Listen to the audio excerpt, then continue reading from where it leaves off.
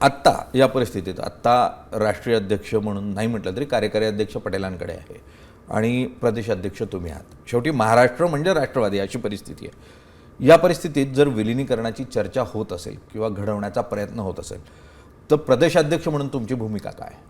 नाही, आता एक तर दादांच्या अकाली निधनाच्या नंतर राजकीय समीकरणं बदलल्याचं चित्र तर दिसतच आहे.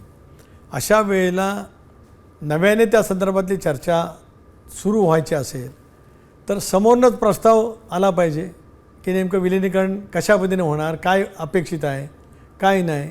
हे जर काय आलं तर मग वहिनींच्या नेतृत्वाखाली आम्ही सगळेजण बसून त्या विषयावरती चर्चा करता येईल. पण ते जर काय आलंच नाही तर मग कुठे प्रश्न उद्भवेल? ते येऊ द्या.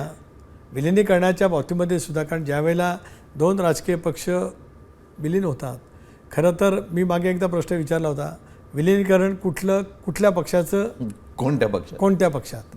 आता हा प्रश्न मी तसा कंटिन्यू पण करू शकतो किंवा थोडासा जरी त्याला थांबवलं त्या प्रश्नाचं तरीसुद्धा विलिनीकरणाच्या बाबतीमध्ये नेमकं काय आहे, काय प्रस्ताव आहे, हा एकदा आमच्याकडे येऊ द्या तर खरं. मग त्या विषयावरती बसून चर्चा करता येईल. माध्यमांच्या मधून नको. अगदी खरं. तो यायचं झाला तर तो असाच यावं लागेल. अगदी अधिकृत प्रस्ताव समोरून आला तर त्यावर चर्चा होऊ शकते. पण चला, प्रस्ताव आला, काही जागा आम्हाला बदलून हव्या होत्या,